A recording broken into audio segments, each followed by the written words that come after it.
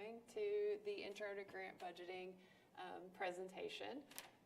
Like the slide says, we're going to talk today about how to tell your grant proposal story with numbers, because really at the end of the day, that's all a grant budget is. So let me come over here. So our goals for today's session is for our attendees to be able to identify project expenses and translate those expenses into an itemized proposal budget. I also want y'all to be able to define key grant proposal budget terms and to be able to locate most relevant sources of grant budgeting rules and regulations. So my background is, again, my name is Molly Throgmorton. I currently work for the Office of Research Development at the University of Arkansas here in Fayetteville. Before I joined the research development team, I was on the sponsor programs team. I was a grant specialist there. And then before that, I worked at Walton Arts Center on their development team. And in that role, I was split between grants and corporate relations. So that's kind of my background. I have been in the grants world for 6 years now. I think if the math is right. 6, maybe almost 7. I don't know. I can't remember. But I've been in this world for several years and have been working in budgets the entire time. So I don't know if I would say I'm an expert, but I'm definitely well versed in grants. So I will hopefully be able to answer any questions that y'all have about grant budgets. Okay, well, I talked to both of you a little bit. I wanted to take a minute to hear what your stories are. So, okay, so you are, tell me your name again. Cecilia. You are working for a right. Called NWA as an apple. Second stage transition. And you're helping with like drug rehabilitation and like crisis counseling. Yeah, okay. All right, awesome, nice to meet you. And tell me your name again. Bridget. And Bridget is trying to start up a coffee company. Not trying, you have already started the coffee.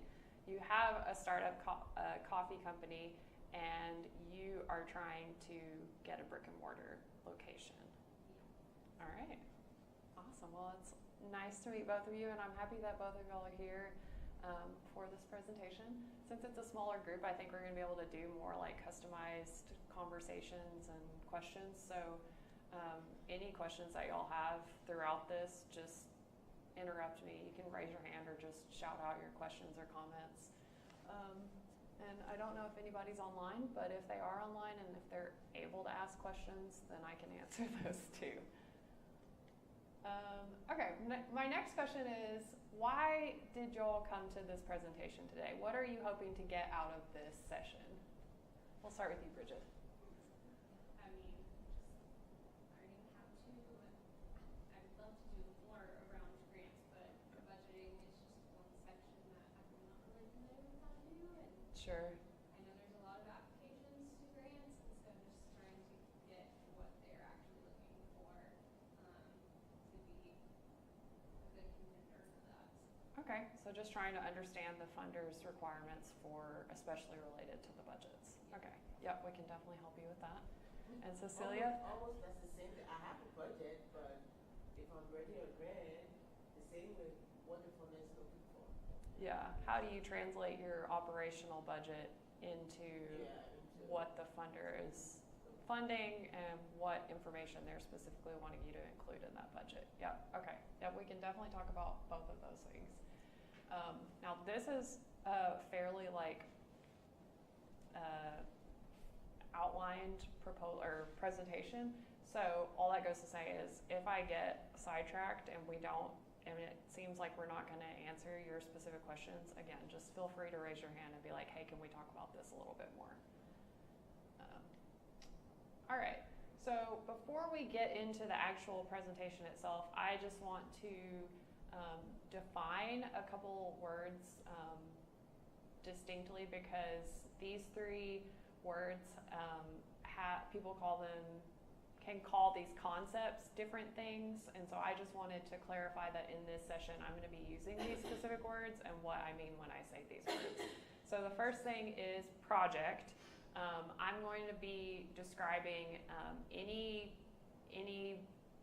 that you are proposing to the funder as a project. It could be a program, it could be a project, it could be some kind of capital request. I will say on the outset that capital grants, they are a thing. It is possible to get funding for equipment or buildings sometimes. Usually it's more common for them to be equipment investments for grants, but those are less common than project and programmatic based grants, but it's not like totally out of the question. So yeah, but when I say project, that is an umbrella term for anything that you are proposing to the funder. And then on that note, when I say funder, that is the person that is giving out the entity that is giving out the funding. So you might also hear sponsor or foundation or federal agency. All of those entities I'm calling today funders. And then the last thing is funding opportunity. That is the specific announcement that the funder posts usually on their website that says, hey, we have this money, please come and apply for it. You might also hear those called solicitations, notice of funding opportunity, NOFO is the acronym for that. Request for proposals, RFPs, request for solicitations, request for solicitations, request for, what am I saying? You could hear just solicitation. Anyway, all of those today I'm going to be calling funding opportunities. All right, so let's start with your initial project idea. We've talked about this a little bit with y'all, just kind of an overview, but I want to hear more specifics about what your specific projects are that you are wanting to request funding for. Cecilia, let's start with you. So if I'm looking at like education, parenting, anger management, domestic and all education. Okay. Yeah.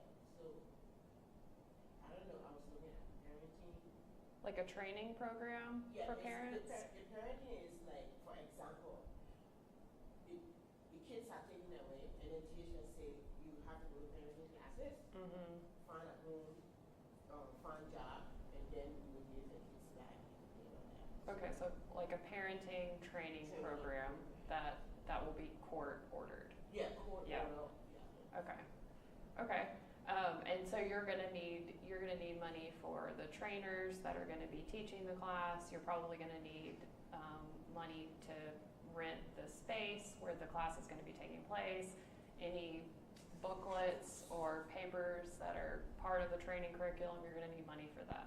Okay, gotcha. All right, and Bridget, what are you looking for? Currently, mostly for expansion, roasting equipment, and catering equipment, so you can do pop-ups and things like that. Okay, so catering and roasting equipment. Do y'all have some already? We have like the really beginning. Basic, Yeah. okay. All right, so you're just wanting to kind of scale up the business and use that equipment to do it. Okay, gotcha. All right. But can you, excuse me? Yeah. Can you have more than one thing you want to? Absolutely, yes. And And our main goal, because we're not having the main goals, is to have a safe house, because we have a lot of domestic violence calls. right. So saying we can't get that, so. Yeah. So you're wanting to build a house for the women to live in, you're saying? Okay, yeah. Like I was mentioning about the capital investments, some grants will offer funding for capital investments for buildings. That is much less common. I would say it's fairly rare.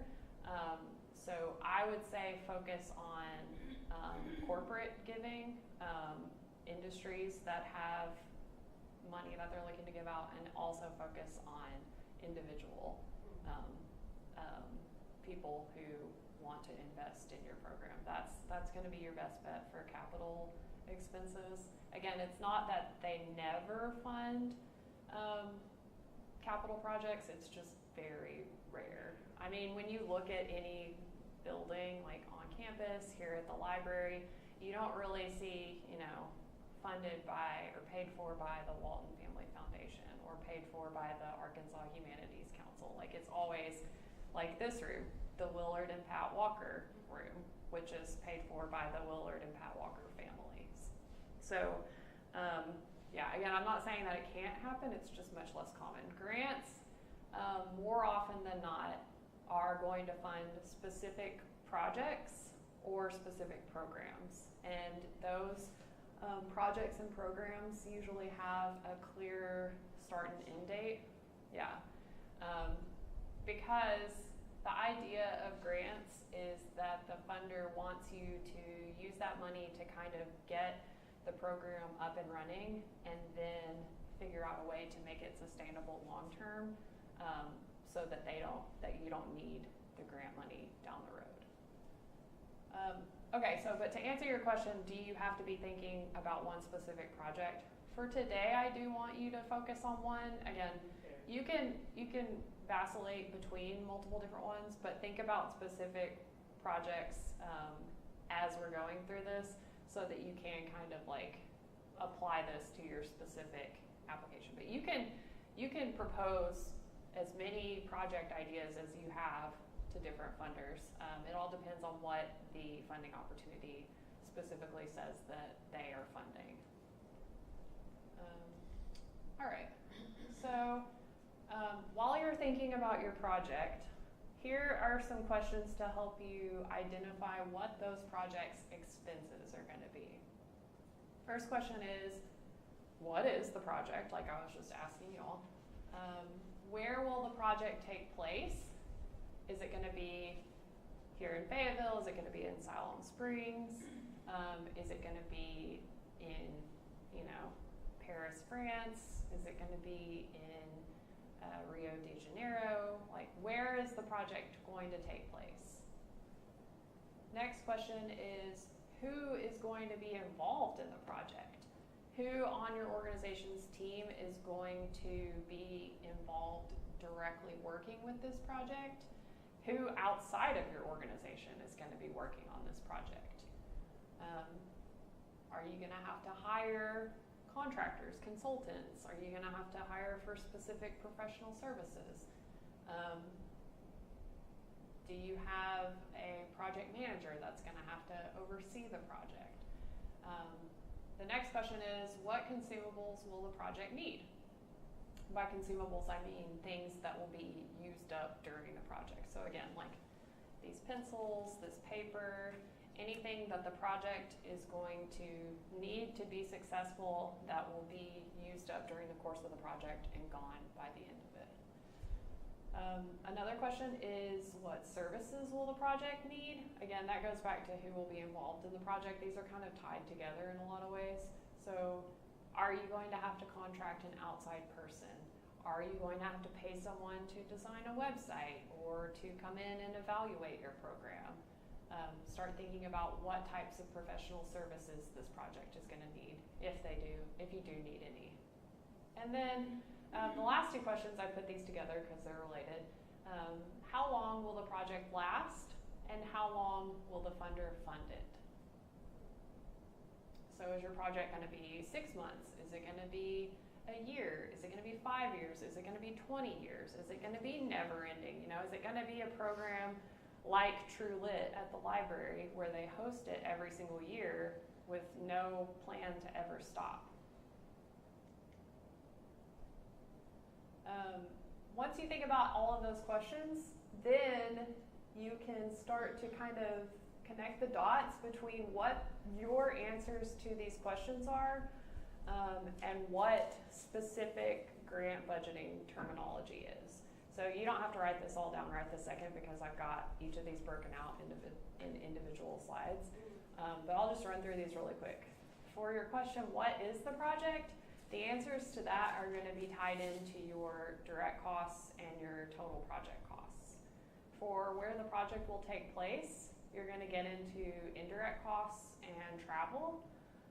For who will be involved in the project, that's going to incorporate salaries, fringe, participant stipends, possibly subawards. If you have those are usually for bigger projects, so I wouldn't worry too much about those right now. For consumables, that's going to be in the materials and supplies line of the budget. And then services are going to go be labeled as consultant and service fees, like I was mentioning a second ago.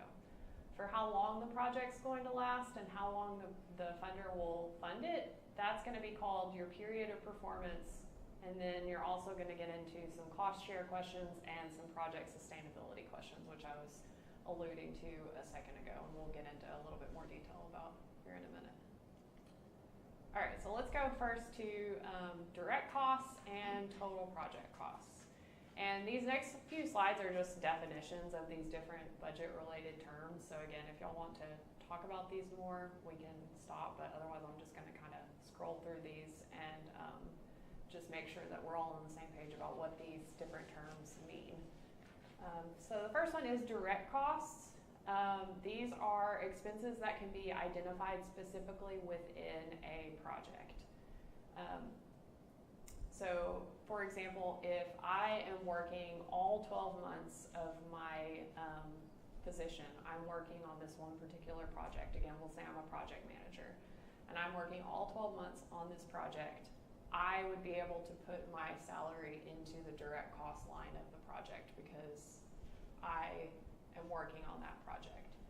Now, if I am an administrative assistant or maybe the CEO of the company and I'm, kind of supporting that project, but my activities in my job are not directly tied into this project, I'm not scheduling, teaching the training sessions. I'm not paying the rent for the room where the sessions are happening.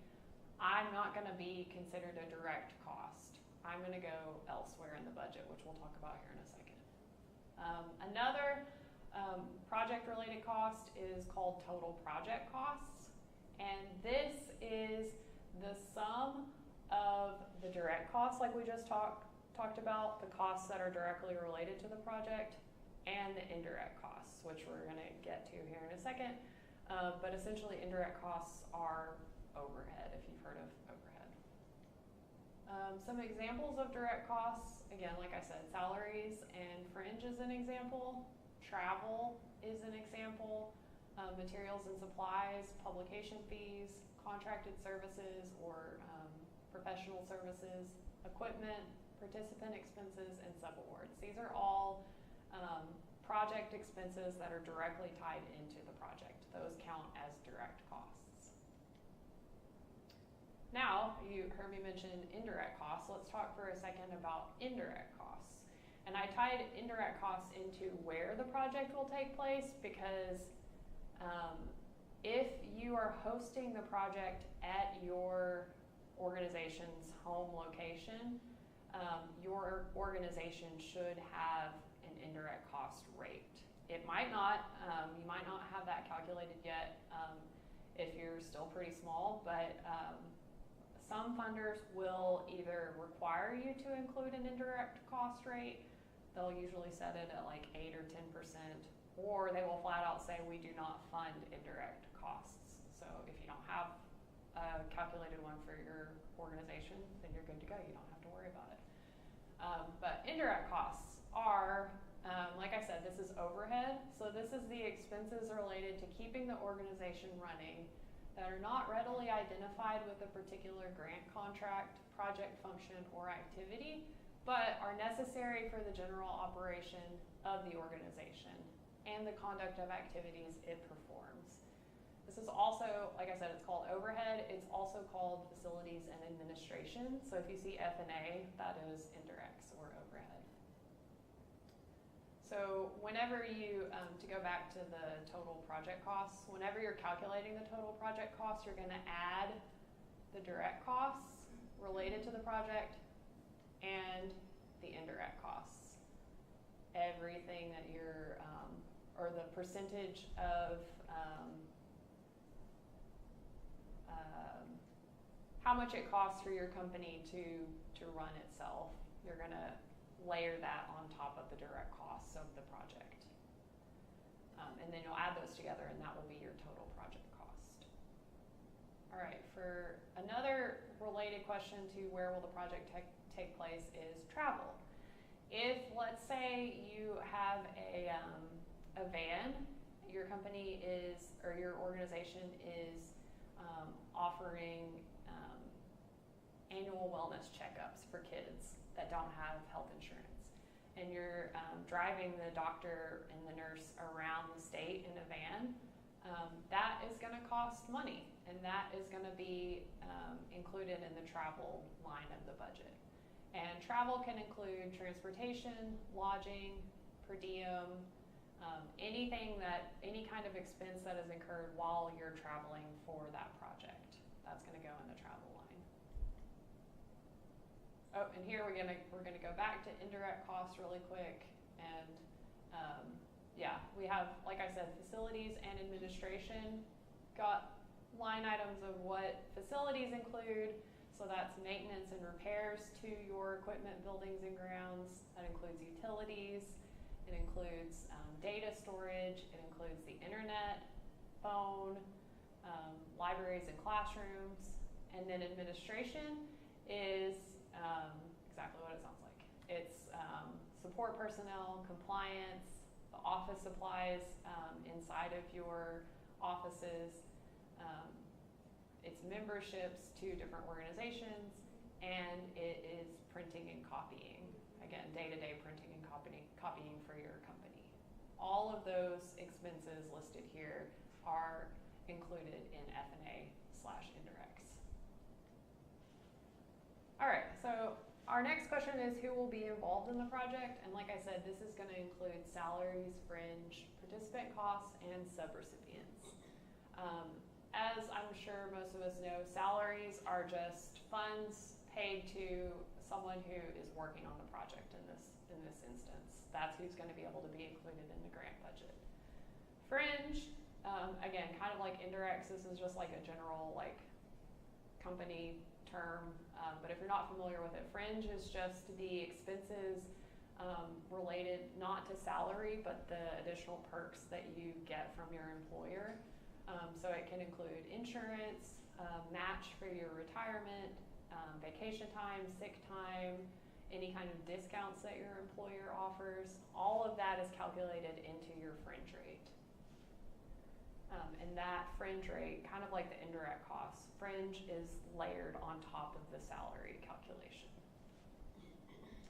Then we have participant costs. So if you have people that are participating in your project, and they are getting some kind of funds from the project, that's going to be considered a participant cost.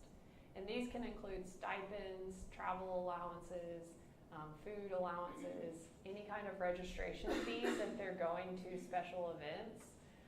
And these funds can be given to the participant for them to pay this themselves, or you as the organization can manage these expenses on the participant's behalf. And participants are usually involved in instruction or training. So keep that in mind as you're thinking about your project. Defining people who are working in the project involved in it and people who are benefiting from the project. People who are working are going to be salaries. People who are benefiting from it but also getting funds are going to be participants. And then again, I don't really think we need to focus too much on subrecipients, but these are other organizations that are contributing to the project in a fairly significant way. They are going to receive money directly from your organization, they call it a pass-through entity. So like at the university, we have awards that come from NSF, let's say, for example. NSF will give us, University of Arkansas, money. And then we will have a sub-award agreement with, let's say, UAMF, Little Rock. UAMS will be our sub-award, and they will be doing a particular component of the project, and so we will give the budget from NSF to UAMS. These are usually arranged through contractual agreements. All right, your next question is what consumables will the project need? This is going to be, this information is going to live in your materials and supplies line. And again, materials and supplies are any consumable goods that will be used during the project in order to achieve the project goals. And they must be used exclusively in the project. So you saw earlier when we had the F&A posted up there that printing and copying was considered an F&A expense. That's because it's kind of hard to track, like, okay, this paper that we have in our office, is this just exclusively being used for our healthcare van project, or are we also using it for general administration? Generally, funders say just put paper and printing like that, just put that in indirects. Unless you can make a case that you are just exclusively using this paper and this pencil for a particular project. If you can't make that case, that's fine. You'll just want to make sure in your office that you have those materials and supplies set aside and marked like this is just for this project. All right, another question is what services will the project need? This is where you're going to get into your consultant and service fees. And again, a consultant is someone who's going to provide a specialized service. And these people sell their services to a standardized market of customers, and they usually charge an hourly rate for services. So like, for example, let's say you want to hire a grant writer. You would find someone who is a professional grant writer. They have an hourly rate that they bill people to help write grants. You will hire that person, and they will tell you, here's my flat rate that you're going to bill me. They're going to ask you how many hours you need to work on this project, or you'll tell them the project, and they'll say, I'm probably going to need 20 or 40 or 200 hours. You'll work out the agreement with them, and then once they have confirmed that they will commit that amount of time to the project, you'll sign some kind of agreement with them, and then you'll include their consulting fees in the budget. Another example might, again, to go back to the healthcare van example, or we can use your training program example. Let's say you want to hire professional trainers who are trained in parental education. Yeah. So if you want to hire people, trainers who are, or teachers who have that specialty, you would reach out to them and say, hey, what is your hourly rate? We're wanting you to teach, 10 two-hour classes. So you would be working 20 hours. Maybe you'd ask them to prepare their curriculum too. So we'll say that's another 20 hours. So you would bill them for 40 hours. Let's say their rate is going to be $100 an hour. So for 40 hours times 100, that's what, $4,000? I can't do math on the spot without it.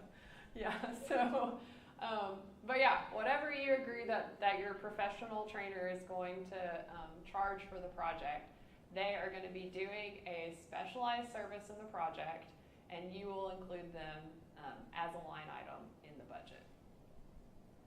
Same thing for service fees. They kind of get lumped together, honestly.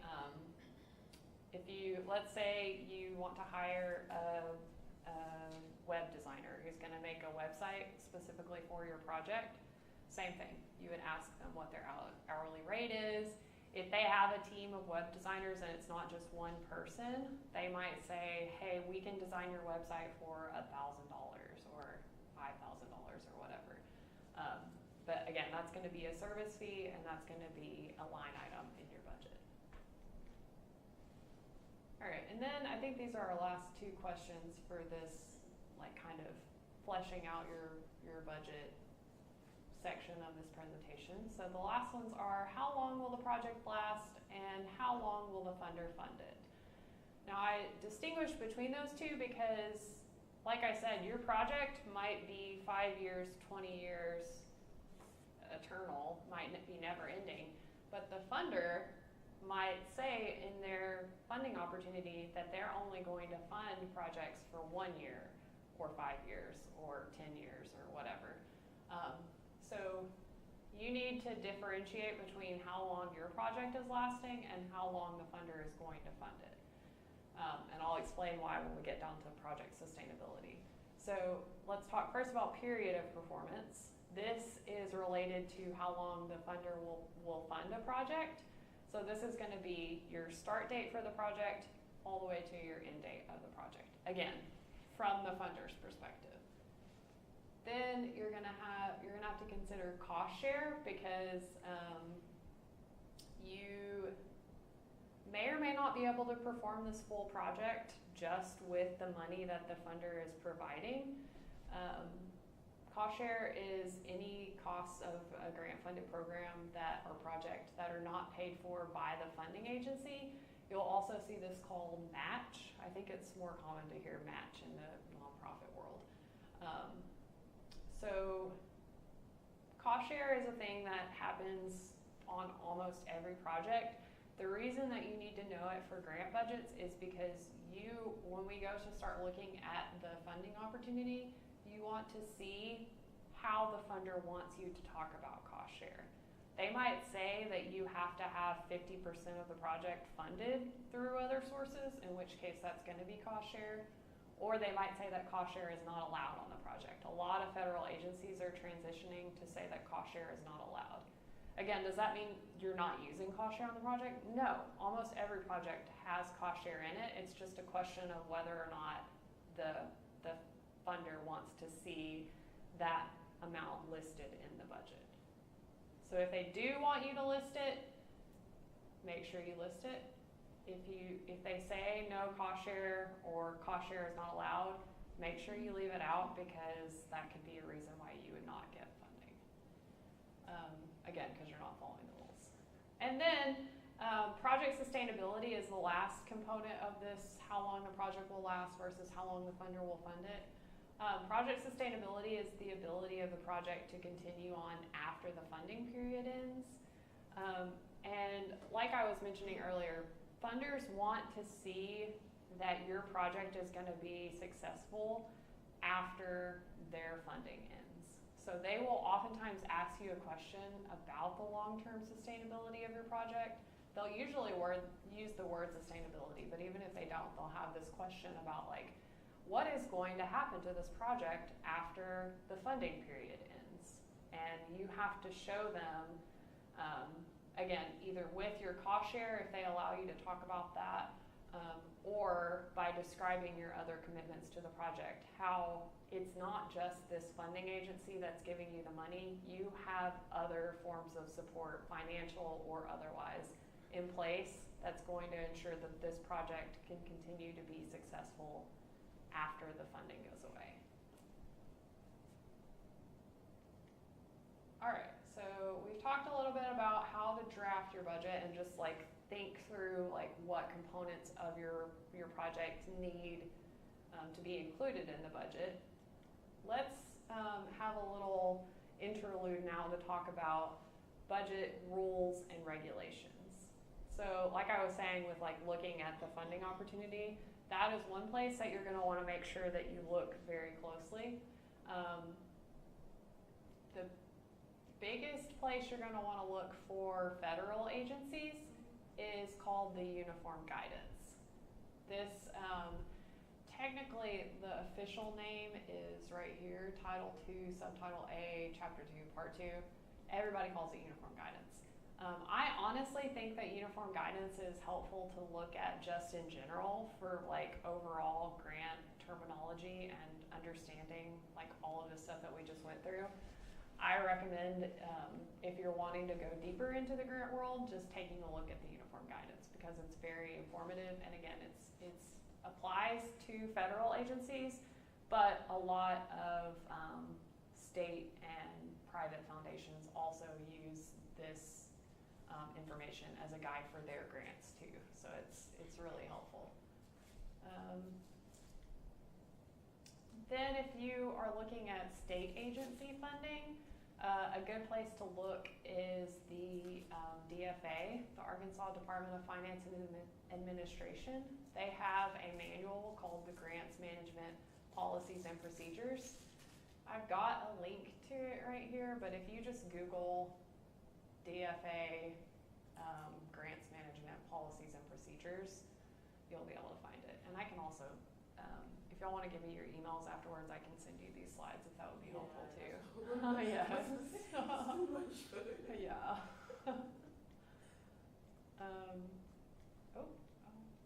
Too far. Oh no. Okay. If it's a private foundation, your best bet to where to look for guidance in general is going to be the IRS. Their website, the spot to look for all grant related and nonprofit information is irs.gov/charities-and-nonprofits. All right, and then the last place, which I've been talking a little bit about already, the last place you're going to look to find specific funding guidelines for that particular funding opportunity is the funding opportunity itself. Again, those will be called funding opportunity announcements, notice of funding announcement? I can't even remember what the O stands for now. Solicitations, requests for proposals, all of those documents are going to be your gold mine for finding specific information about the funding opportunity. Some key things to pay attention to when you're looking at the funding opportunity are the amount of funding available. Like I said earlier, do they require cost share? If so, how much? Do they have caps on indirects or F&A? Like I said earlier, some funders will say you can charge your full F&A. Like the university, for example, our F&A rate is 50%. So a lot of federal agencies say that you can charge the full F&A. A lot of private foundations and even some federal agencies and state agencies will say they will cap the amount of indirects that you can charge. So they'll say, we understand that you have an F&A rate of 50%, but we're only going to allow you to charge 8% or 10% or nothing at all. Some private foundations will say, you can only include direct costs in your budget. You cannot include any indirects at all. And then again, as you're looking through, just look for general budgetary limitations. You might do like a word search for limit or limitations, and also budget too, just to see if there's any weird requirements in the funding opportunity that would affect how you are drafting your budget. All right, and so now I'm going to try to have us look at actual funding opportunities so that we can see in the wild what this information looks like. All right, so this is the Arkansas Humanities Council, and they have here just like a general overview of their grants process. So if you're interested in applying to this particular funder, I would recommend just kind of scrolling through their whole website. You see down here they've got their grant opportunities and deadlines. They've got their application guidelines. They've got information here about what they do and don't fund. Let's take a quick look at that. Yeah, so you see here they fund public programs, lecture series, exhibits, publications, documentaries, historical research. And then down here they have a list of all sorts of projects that they do not fund. One interesting thing to note here is you see they do not fund grant writer fees and salaries. I mentioned grant writing as a consultant earlier, but that was my bad. It's not very common to see a grant writer listed as a consultant in a grant budget. Usually grant writers will ask for their money whether or not the grant is awarded, and a lot of funders, like this, if this is a good example, they don't even allow that in the budget. So the grant writer will say or you have to pay me whether you get the grant or not. But yeah, that's one important thing to note is a lot of funders don't allow grant writer consultants in the budget. Anyway, so there's that, and then let's go look at their application guidelines, because I think this has some information about what I saw in here, the budget information. Let's see what this is. Now let's look at their budget summary section. Yeah, so you see here that they have a fillable form here. They ask for your cash and in-kind cost share contributions. They also ask for the amount that you're requesting from the Arkansas Humanities Center. Budget explanation is another thing here. We're going to get to this here in a minute. This is just the written version of your budget. Let's see here. Oh, it's just all listed here. Cost share here, they explain that they want you to cost share 50%. And they say here, this means that the Arkansas Humanities grant funds may not account for more than half of the project's total cost. And they go into some pretty specific examples of what you can include for cost share. And they also say here, these are our specific funding opportunities that require cost share. Then here they go on to list, here are some common expenses that you can include in your budget. And yeah, they give you a little bit of an example about how to write that information. So yeah, there's the Arkansas Humanities Council. Let's look at another one. This is a private foundation. So the Arkansas Humanities Council, I think, would technically be considered a state agency. I think they're officially like a private foundation, but I just consider them like a state level. This is truly a private foundation. So here you see, first of all, an important one here is the eligibility. You can see that they fund 501c3 organizations. So you want to make sure that you have that status to even be able to apply. You'll see that for a lot of grants, not all of them, but a lot of them do require that. And then you see like what they do fund, what they don't fund. I think this in here was the FAQ. This was where I was wanting to look. Yes. Oh, here it is. The guidelines request a detailed budget. How specific should we be? And they say they're not very specific. They say we request detailed budgets because in some instances we may wish to identify specific components of a project that are particularly appropriate for foundation support. Where else?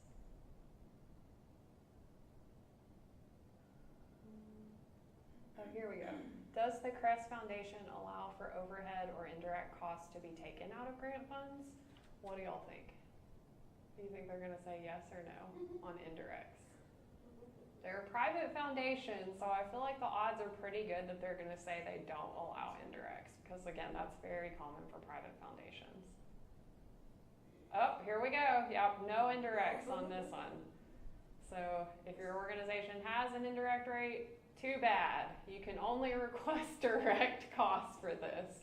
And another thing I didn't mention, but if that is the case, again, let's say your organization has a 10% indirect rate and the funder doesn't allow indirects, that is technically cost share. You wouldn't put it in the budget, again, because it's not allowed and they're not asking for cost share in this particular funding opportunity, but that is an expense that your company is incurring related to this project that is not going to be funded by this project. I have a quick question. Do Yes. they not allow that sometimes because stuff like that is just too hard to keep track of? Honestly, I think it's like an educational thing. Like, I think the reason why a lot of foundations have it excluded is because they don't understand what indirect is. and they think there's kind of this mindset in the grants world that organizations are charging indirects just for kicks and giggles Yeah. because because it's some kind of organizational rule, when the reality is, like we talked about, that is the cost to run that organization, and those expenses do tie into the grant indirectly, hence the indirect costs, but they do, again, like this room right now, like we are using the electricity in this room, we're using the space that could be used for something else, we're sitting in these chairs and at the tables and at this podium that cost money, we're using the internet, like we're using all of the facilities and the administration, in your case, Kelly, we're using the library's resources, but are we using it for a specific project? Maybe or maybe not, but regardless, this is costing the library money right now. This is an example of an indirect expense. Again, I don't have a clear reason for why they don't allow it. It's just, again, I think that they think it's not necessary to the project. And a lot of foundations are also fairly small, and they have pretty small, limited budgets and resources for what they can offer to folks. And so You can make your own copies. Please just make your own copies. Yeah, so it's kind of the idea of like, we're trying to help you as much as we can, but we only have, $1,000 or $5,000 that we can give you. So we would prefer to see that money used just for the project, not for your general operating expenses. That is a great question. It's a big debate in the grant world, and a lot of the bigger federal agencies have started requiring full F&A because it's an equity issue at the end of the day. Because large universities like the University of Arkansas, like we can foot the bill if the funder says we're not going to pay your 50% F&A rate. But, like a historically black college like UAPB in Pine Bluff, like they may or may not be able to foot that bill. They don't have as many resources and capacity to support that project that larger, better funded organizations have. So it's a really big equity issue that I think the bigger federal agencies are starting to come around to. Again, most of the NSF and NIH funding opportunities have started to say you have to charge full F&A, but it's definitely not standardized across the federal agencies. And once you go down into the state agencies and the private foundations, it's like hit or miss. I'd say more often than not, they don't allow it. All right, last one we were gonna look at is the Arkansas Community Foundation. They have this particular grant called Arkansas Black Hall of Fame Grants. And I should have made notes for myself because there were specific things I wanted to look at each of these related to the budgets.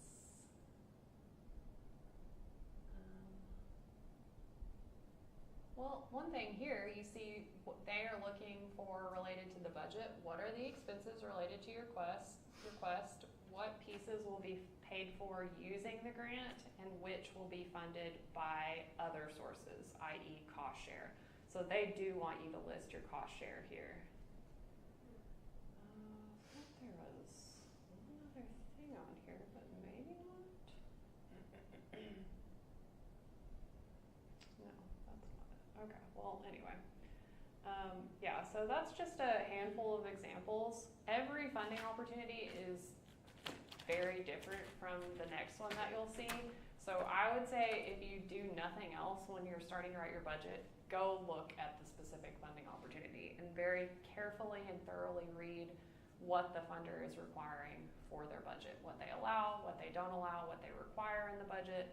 Because that's another thing. They might say, like, we don't allow staff salary to be charged on a budget, or we don't allow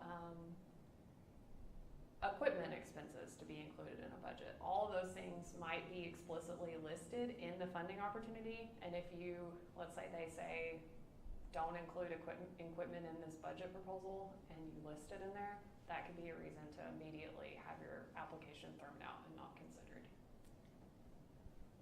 All right, so you've got your answers to the question of what all components are going to be involved in your proposal budget or your proposal project. Now we're going to get down to the nitty-gritty and we're going to actually create a line item budget. Now these, if you're lucky, your organization will have a standardized template for grant budgets that you can just pull from your organization's files and just use, recycle from the last grant budget that you submitted. If you're not that lucky, you're gonna have to start from scratch, but that's okay because I made a sample one that we can walk through together. It's fairly straightforward once you get the hang of it. It's a little bit complicated to get it set up, but once you get it set up, you're good to go and you can reuse it for future grant proposals. One note about that, like I say, I recommend using Excel. This is going to be still for your budget draft. This is going to be your organization's internal documentation for your own records. The funder is more often than not going to have a specific template for how they want the information captured. It might also be an Excel document. It might be a PDF. They might ask you to put the information line by line into a web form. However they want you to do it is how you need to do it for them. We'll get to that here in a minute. But this document is going to be your internal guide. All right, so let's look at the sample budget that I have. There are a ton of grant budgets online, by the way, if you need a template. I made this one like really fast and kind of like haphazardly, so I definitely wouldn't consider this to be the gold standard, but this kind of gives you an idea of what it's going to look like. So you see up here at the top we have the salaries for all of the project staff that's going to be included or involved in this project. Here we have travel, materials and supplies, and then what we call other direct costs. This is usually the consultant and service fees. So you see here I've got a website designer and I've got the evaluation consultant, someone who's going to come in and evaluate the program once it's done. We'll get down to this in a minute. We'll talk about that more.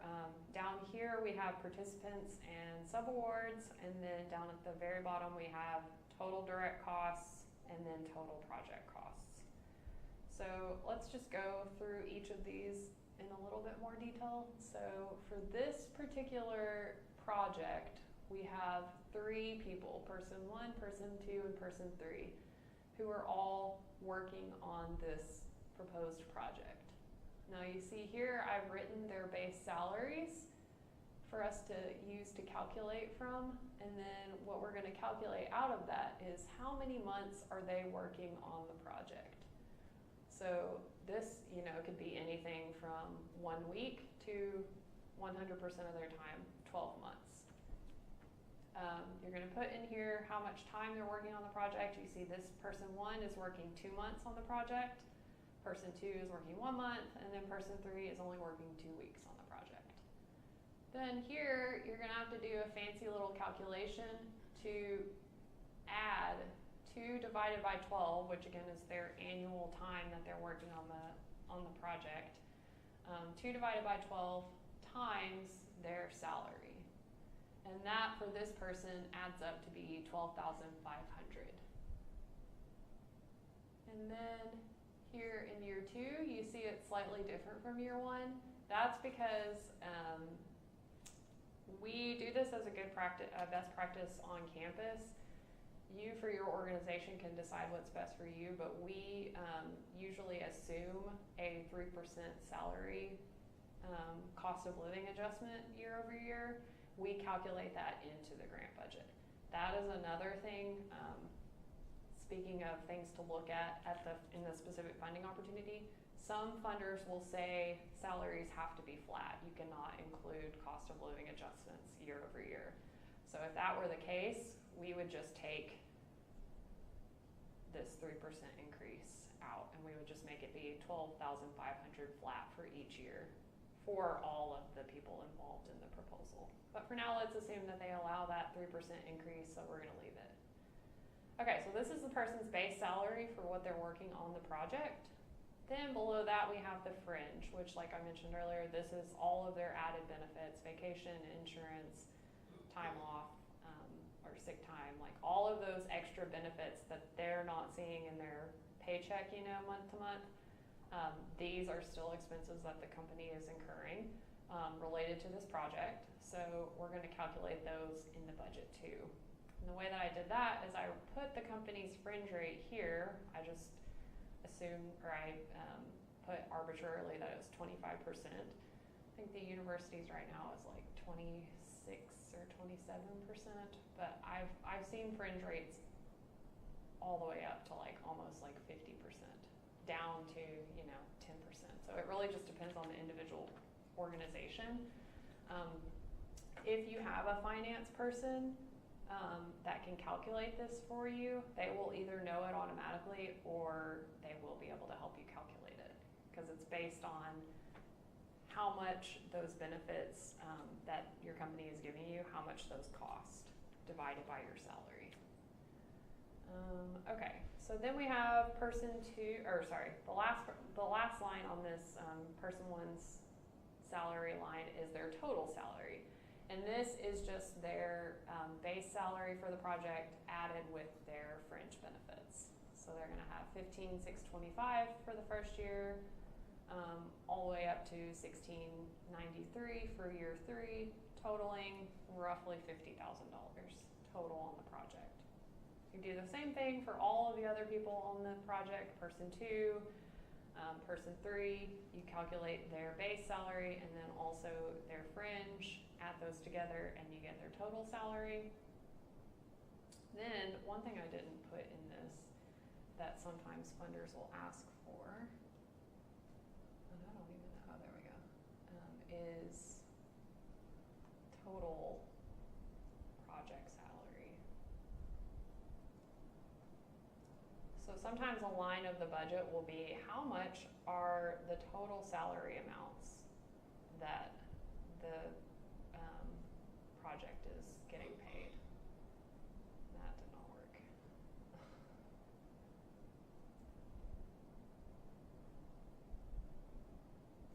There we go. Okay, so that can also be a line that you can include in your budget if the funder is asking for the total of these added up. Again, you can add it up yourself, but sometimes it's nice to just be able to look at the spreadsheet and see each item that the funder is asking for also included in this spreadsheet, in your internal spreadsheet. All right, so we've got the salaries figured out. Next, these are all, I've got ODC listed down here, other direct costs, but these are all technically considered other direct costs. So we have travel here. I assumed that maybe these folks are going to be driving the healthcare van around the state the first 2 years of the project, but not the last year. So I put in $1,000 for expenses for year 1 and then again in year 2 for a total of $2,000 for the healthcare van. Then we have miscellaneous materials and supplies here. Maybe they're making flyers, maybe they're buying ads somewhere to advertise it, like, I don't know, whatever or maybe they have toothbrushes, like little goodie bags like you get at the dentist. Maybe they have those that they're giving out to the kids. Maybe they are buying masks for the doctors to wear while they're visiting the patients. All of those things can be considered consumable materials and supplies. So I've just budgeted $2,000 per year here for a total of $6,000. And then again, other direct costs, these are both professional services. I've assumed that this project is going to need a website to be developed in the first year of the project when they're first getting everything up and running. Arbitrarily put in $5,000 for that.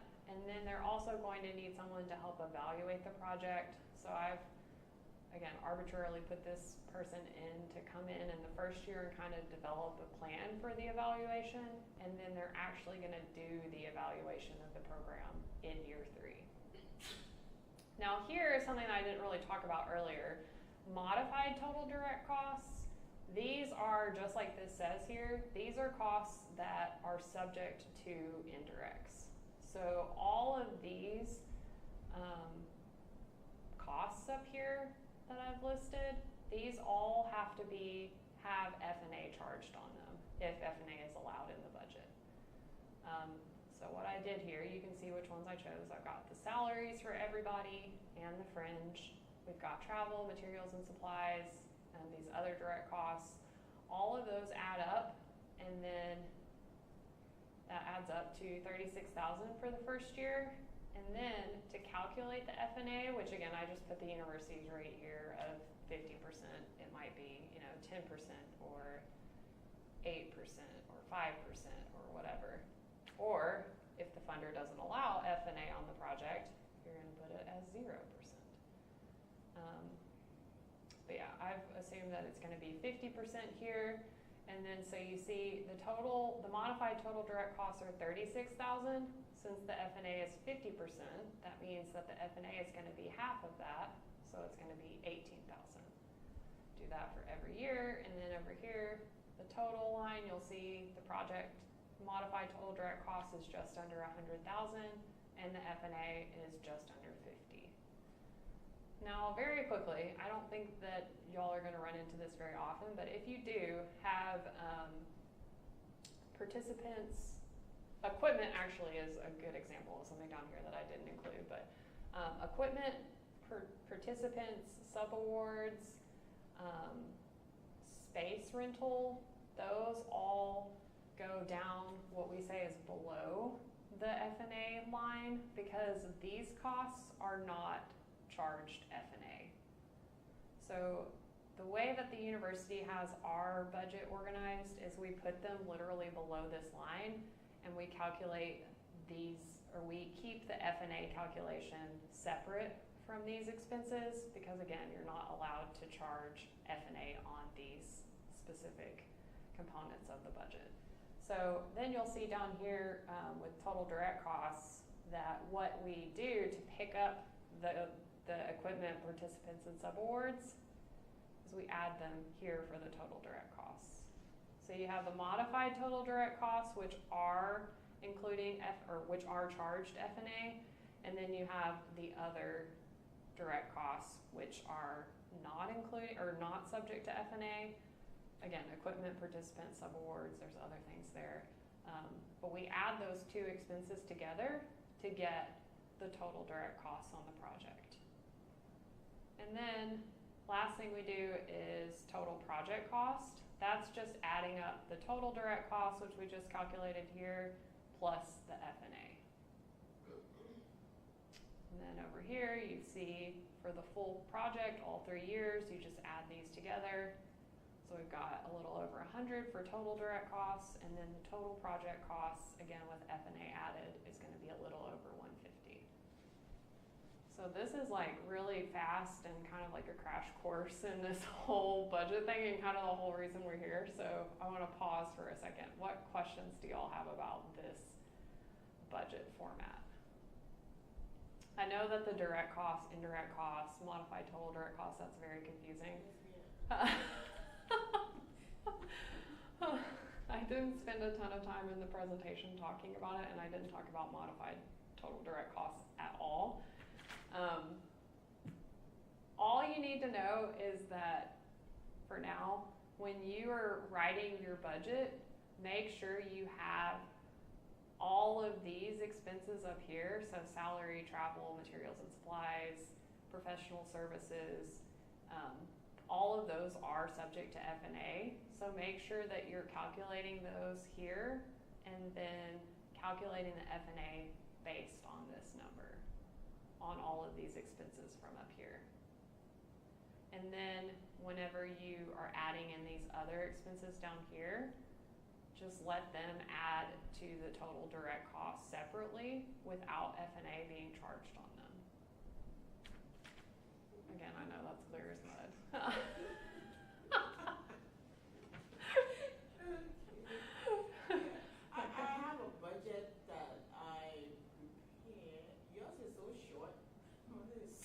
I didn't want to go like into too much detail because I didn't want to like totally overwhelm y'all, but I know that this is very minimal and it's also still overwhelming, even though it's very minimal. So for your miscellaneous, like the miscellaneous includes, as you said earlier, copiers, all that.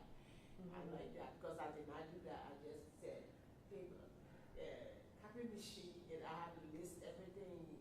Yeah, but Well, if you have paper that you're exclusively using for your training program, if you have a copier that is only being used for the training program and it's got a sign on it that says this is only for the training program, then you can put it as a direct cost. But if you're using it for general office, you don't. You put that as, or it's calculated in F&A. Yep.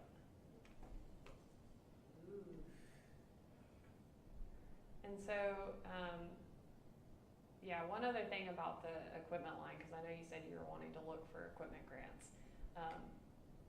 There are equipment grants out there. Like I wasn't trying to be doom and gloom earlier, but you can ask for equipment. Make sure that the funding opportunity specifically says that they do fund equipment. And then again here, you'll just put, let's say your roaster is, let's say it's going to be $5,000. And it's not calculating that because I didn't ask it to. But I'm just going to take out all of the other expenses really quickly.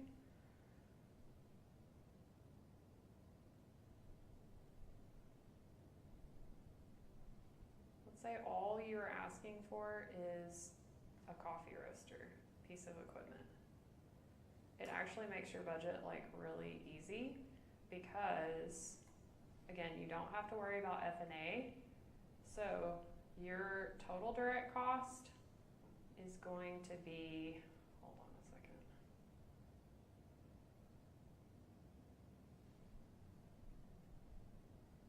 SD23.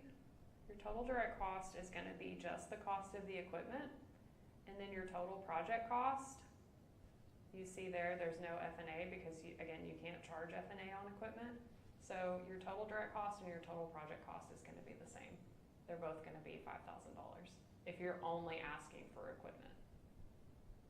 So equipment budgets are a lot easier because they don't include F&A.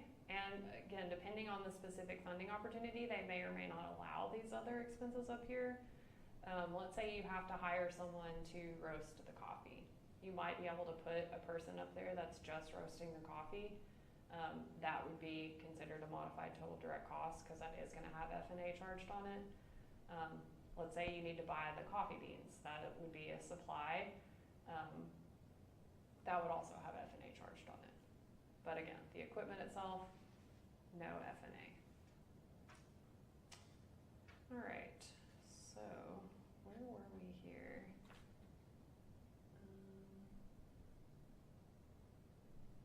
All right, I think we got this far. Yeah, I put this up just in case I couldn't get the Excel spreadsheet to work, but yeah, there's our budget again. All right, in our last couple of minutes that we have left, I just want to point out other places besides this cobbled together Excel spreadsheet that you just made for the proposal.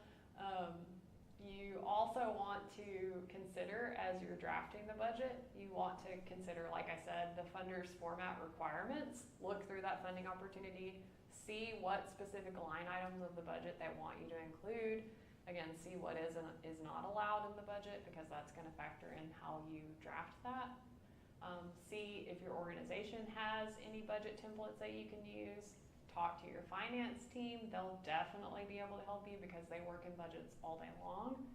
And if your organization has successfully funded projects, or if you know people in your field that have gotten successful grants, ask them if they can share their budget with you. Yeah. Most people don't. No? No. Oh. Like in my community, I know people that They don't want to even share. want to help. Huh. Interesting. Well, yeah, if they don't want to share, that's fine. But if they want to help you out and be collaborative, then that would be nice. But I don't know, whatever, I guess. They don't. Huh, okay, well, whatever then, you'll just do the best you can. Sometimes too, and I didn't put this on here, but sometimes the program officers from the funding agency, they will be able to talk to you and help you with this stuff too. So if you just feel like you've totally hit a wall and don't know what to do budget-wise or full proposal-wise, reach out to the program officer listed as the contact on the funding opportunity. Send them an email and say, hey, I'm working on this. Here's what my project idea is. Do you have a few minutes to meet with me about this? I'd say probably like 75 to 90% of the time they'll reply back and say absolutely, because that is their job at the end of the day. So if they're a good program officer, they will want to help you. So if you feel like you've just totally hit a roadblock and don't know what to do, reach out to the program officer at the funding agency. All right, we haven't talked very much about the budget justification, but this is another component to building your budget. Budget justification is just the written narrative part of your budget. So once you get that Excel numbers document fleshed out, then you're going to turn to the budget justification and you're actually going to write out, again, in words, the details of what every line in your budget means. So in the Excel document, you might just have here, travel, 1,000 for year 1 and 1,000 for year 2. Well, just looking at this Excel spreadsheet, I have no insight into what that travel is, where you're going, who is going, like which of these 3 team members, is it all of them? Is it one of them? Are they, driving the van around Arkansas? Are they going to a national conference? Are they, going to pick up the van from another state? Like, what is this travel? The budget justification is a great space for you to talk about the details of the budget that you can't fit or you can't articulate in this numbers section. Same with materials and supplies. You see there's 2,000 listed there per year, but what is that for? What are those materials and supplies? Why is it 2,000? How did you calculate that number? Like, are you buying maybe 2,000 toothbrushes that are each $1? All of that can be included in the budget justification. For the equipment section, which is not on this clip, but the equipment section, you sometimes in the budget justification have space to talk about the equipment itself. So you can talk about who you're buying it from, why you chose that particular vendor, why you chose that particular design of the equipment. All of that information that you can't articulate here in the budget itself, you can include in the budget justification.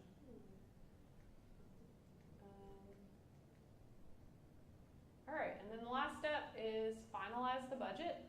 Last thing you want to do, because this is often an iterative process, it takes days, weeks, sometimes months to get this budget right. And then you've got the budget justification drafted too, and your project narrative. These are all 3 separate documents that you've drafted at different points in time while you're trying to flesh out your project in the meantime.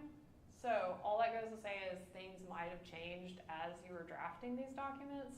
So you want to make sure that you go back to them one last time and make sure that the information that you have reported in the budget matches the information in the budget justification.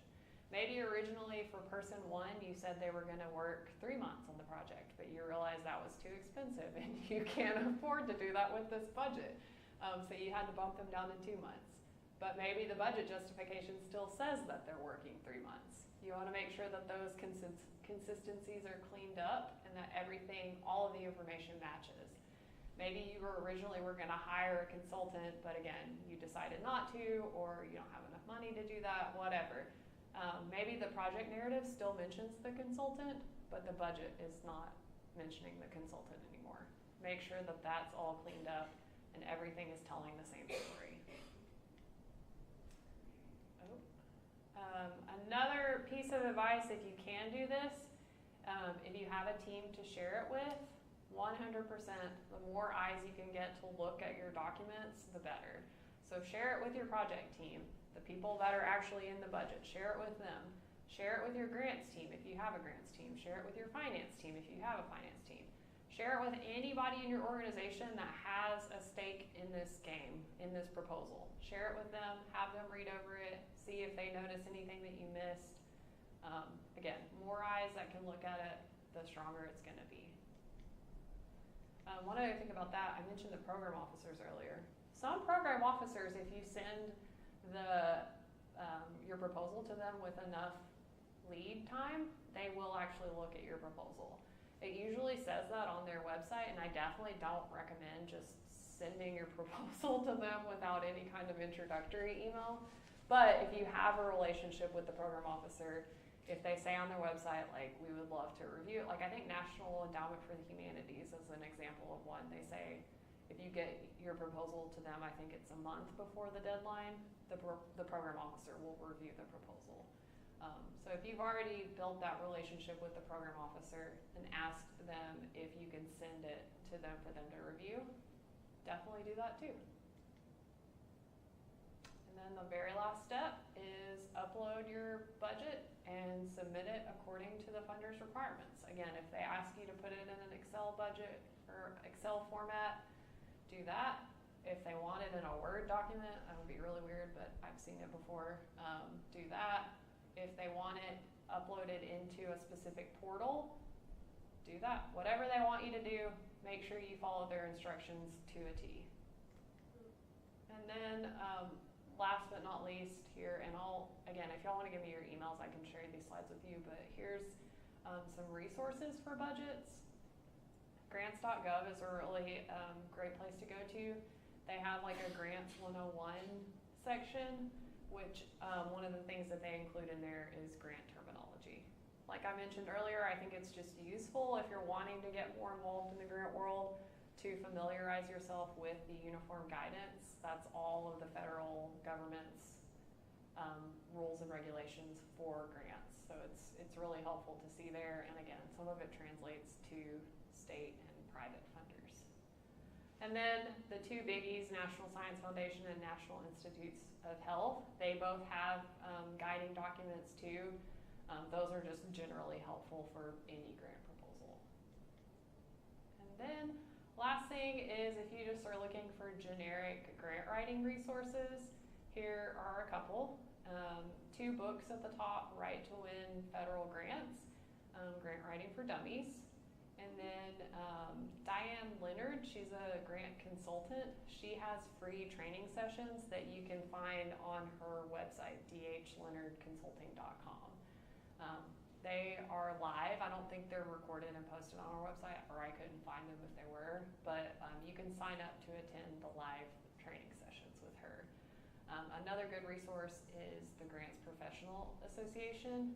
They are relatively inexpensive to join to become a member, and if you're a member you can attend their trainings, but I think they also have a few free trainings too for members and non-members. They have trainings, but they also have resources on their website that are free to anybody, so they're a really great resource too. I think that's it. Yep, that's it. So any other questions?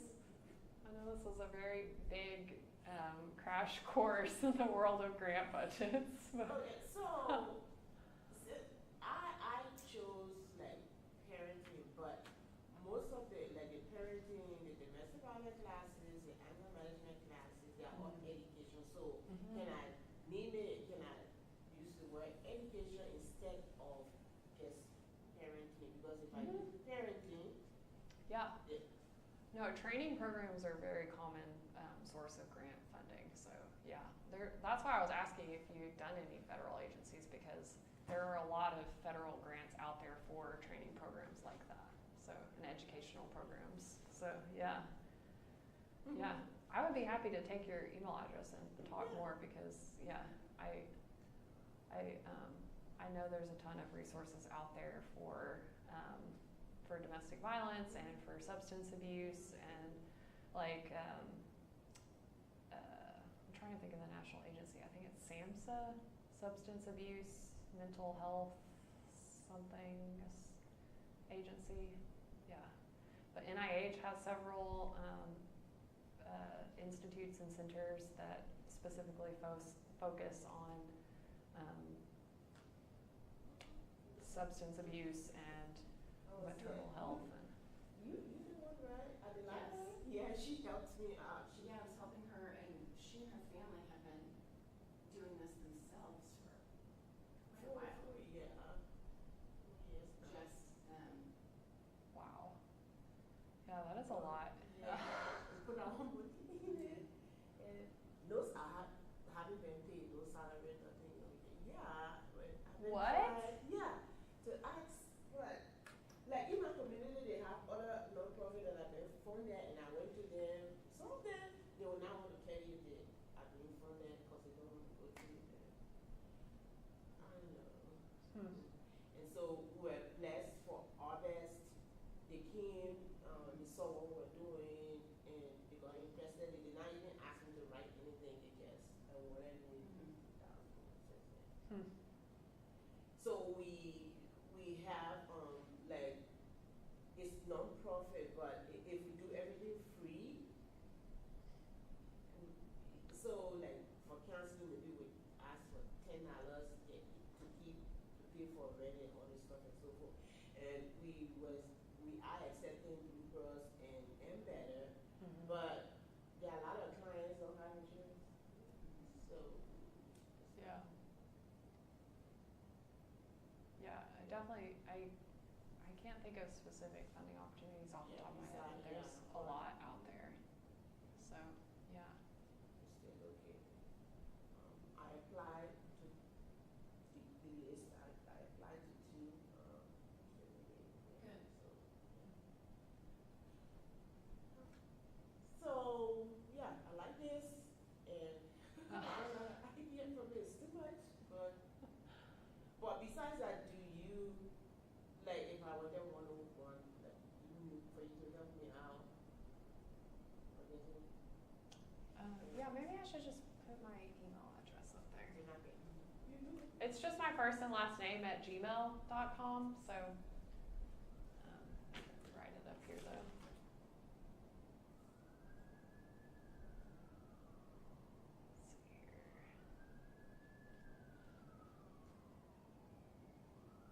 here. Uh-oh. They're here. Can you all see that okay? I guess I can make it a little bigger too. There we go. Yeah, that's my email. Yeah, feel free to email me, Okay. and I can send you the slides, and yeah, we can talk more if you Okay. have more questions. So.